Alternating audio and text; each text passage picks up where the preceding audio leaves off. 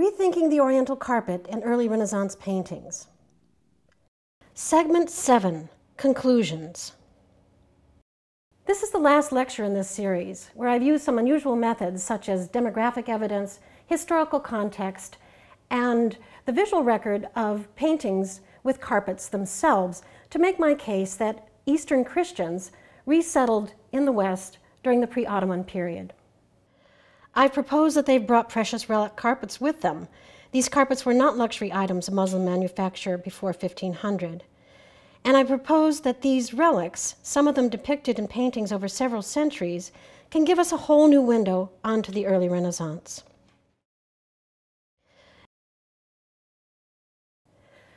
And I've reintroduced the iconographic role of the carpet as holy ground beneath Mother Church that lingers today in the sacramental rituals of the Latin Church. I've reconstructed the contributions of Christian minorities from Asia Minor within Renaissance Europe, the Armenians, the Georgians, and the Greeks, and all of these groups had significant minority populations in present-day Turkey until just before World War I. With all of these indicators of Eastern Christian presence in the early Renaissance, how did we miss that in carpet studies? And why has it taken us so long to see the obvious? To begin to answer this question, I think the Carpet Index magnifies that the crucial mistake of attributing all carpets of every historical period to Muslim origin began at the very inception of carpet studies in the late 19th century. Taking the example of their own times in Victorian-era Germany, when Oriental carpets truly were commercial luxury items of Muslim manufacture, the Berlin School then wrongly extrapolated backwards and declared that this had always been so. This bedrock tenet has been problematic from day one. To be fair, carpet studies began amidst chaos, when the visual and historical record, typified by this ravaged altarpiece by Sassetta, were literally being chopped up and sold off to the highest bidder. With the unification of Italy, churches and monasteries were impelled to support their brethren, and that was when old altarpieces such as this had their panels ripped out of context and widely dispersed to collectors around the world. And the ancient church treasuries of relics, including carpets, were also put on the art market for international collectors.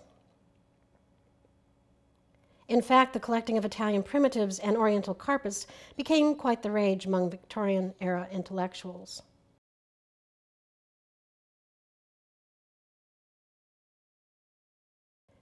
And carpet paintings and altarpieces were dispersed to collections and museums all around the globe, far from their points of origin and totally away from their original context.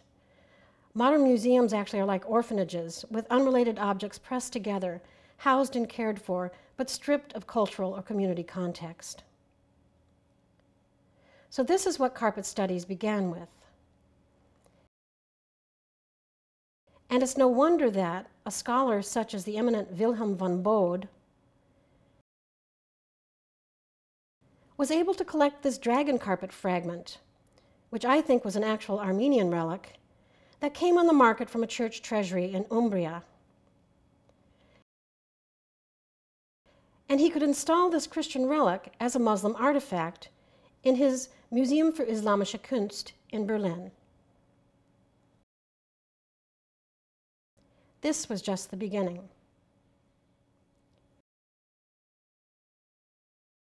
World War I brought the end of the Ottoman Empire, accompanied by the willful destruction of ancient Armenian, Greek, and Syrian communities in emerging Turkey and the Near East.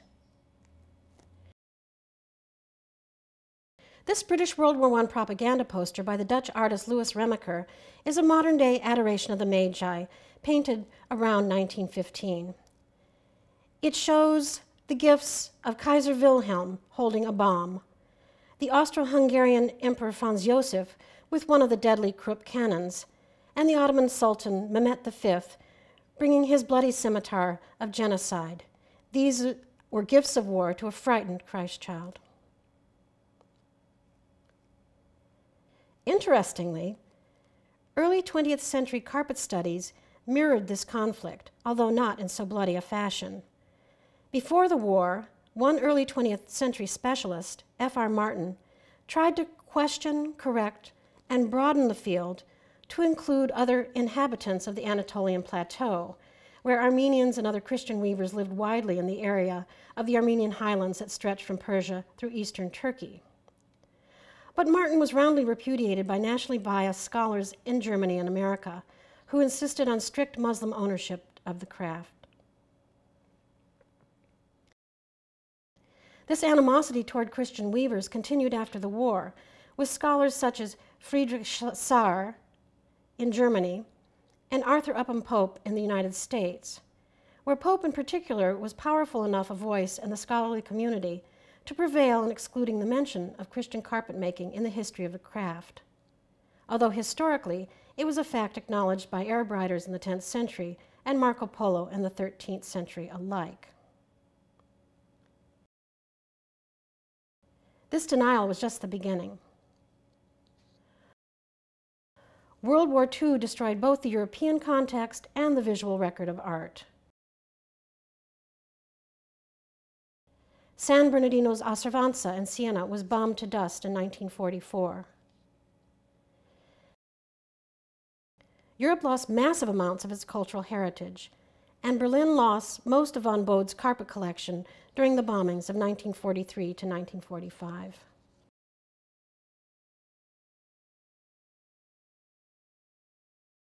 Only fragments and photos of this vast collection remain. By mid-century, scholars were hampered by an incomplete historical record and by nationalistic views, inflamed by international politics. Kurt Erdmann, the German heir to the Berlin School, stepped into the academic breach in the 1960s. And he continued the old tradition. Nevertheless, by the 1970s, old assumptions were being tested against new discoveries in virtually every field of liberal arts. Psychology questioned Freud. Biology looked at the works of Darwin. Archaeology looked at von Schliemann and Arthur Evans. And history reconsidered Edward Gibbons. But carpet studies escaped this reassessment. It stayed tied to Wilhelm von Bode and the Berlin School. There was a glimmer of fresh new thinking in the early 1980s with the founding of the ICOC, the Armenian Rug Society, and the King and Sullivan exhibition in London. And there was the refreshing work of John Mills in Great Britain, and the pioneering work of Volkmar Ganshorn in Germany, who supported the idea of Christian carpets in Asia Minor. These and other fresh voices were roundly shut down, subdued, and marginalized. We have to ask why.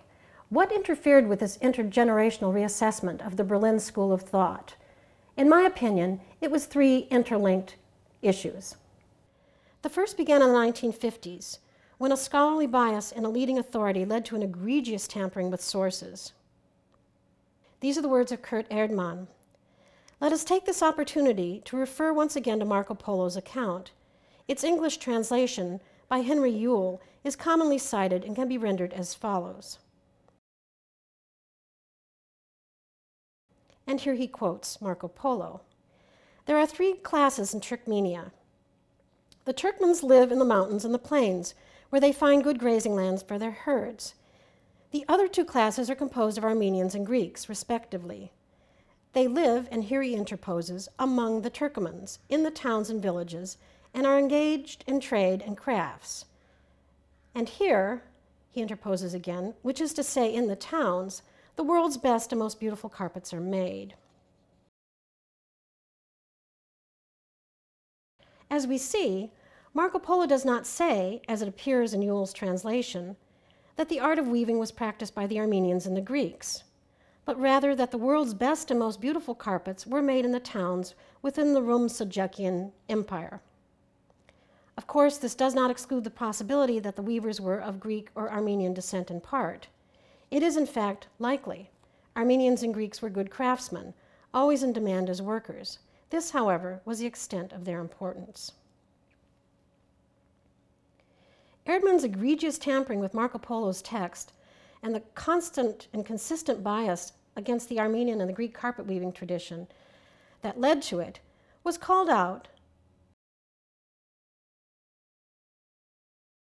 by Volkmar Ganshorn, who matched the alluded text of Marco Polo and Erdmann in his work for all to see. Admittedly, Marco Polo has many translators and translations, but to leave out or interpose your own text with no indications is a serious scholarly sin.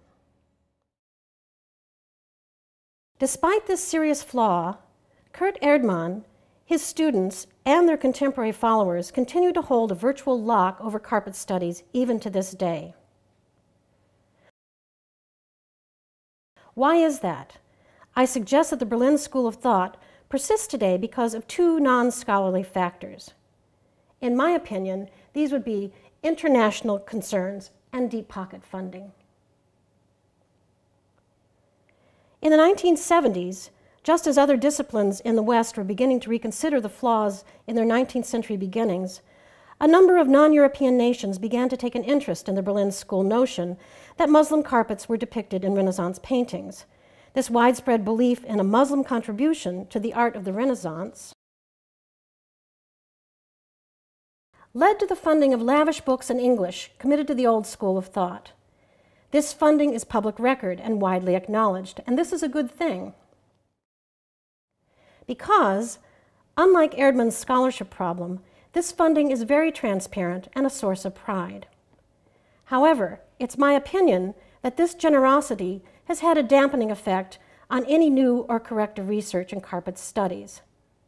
And sadly, the same generosity has helped to keep the old myths in place. So I offer the Carpet Index as the beginning of a long overdue correction.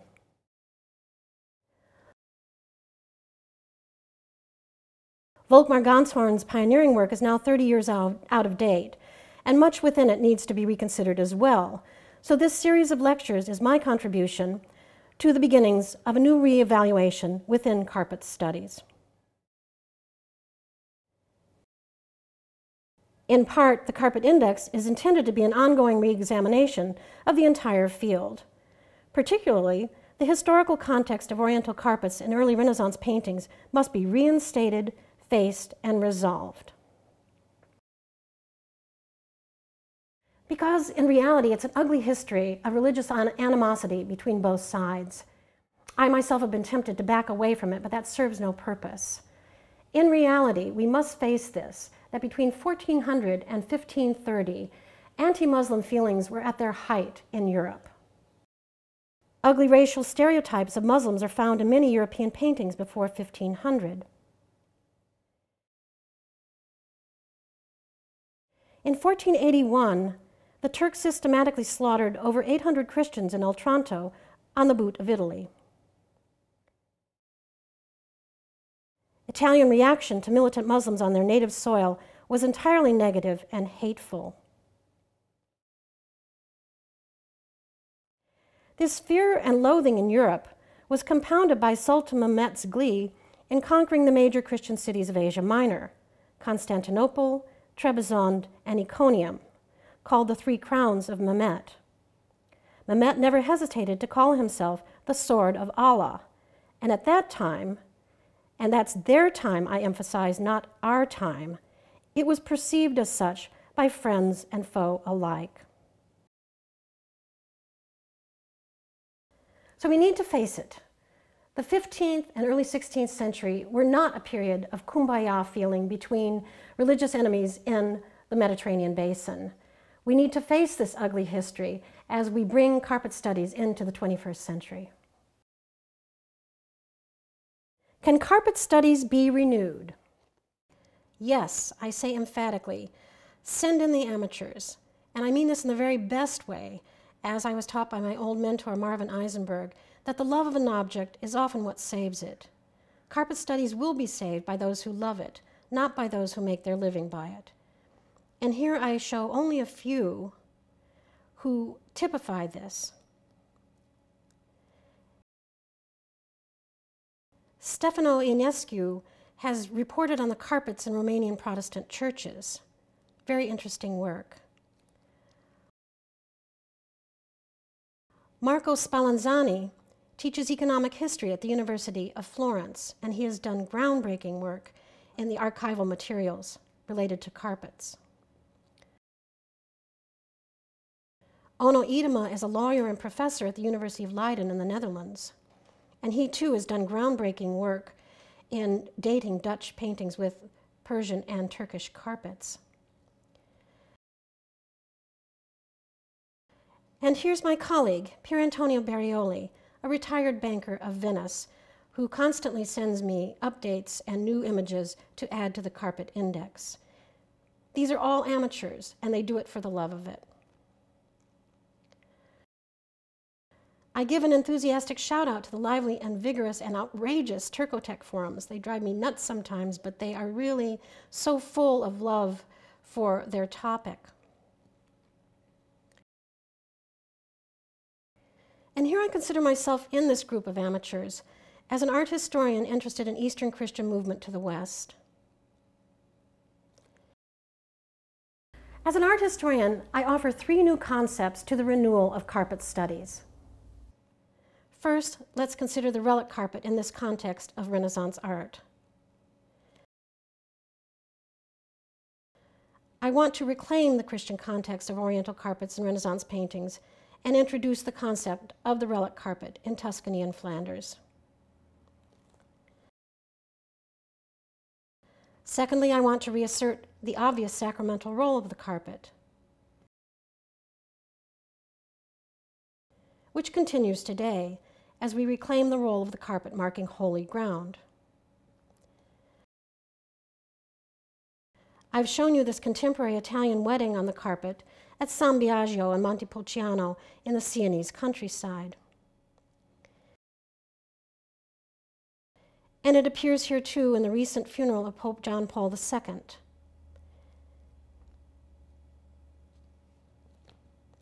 Third and finally, I want to introduce the idea of carpets as demographic markers,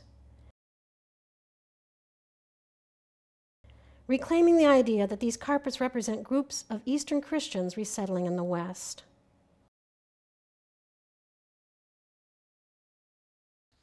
All of those Renaissance paintings of marriage and the family must have led to something.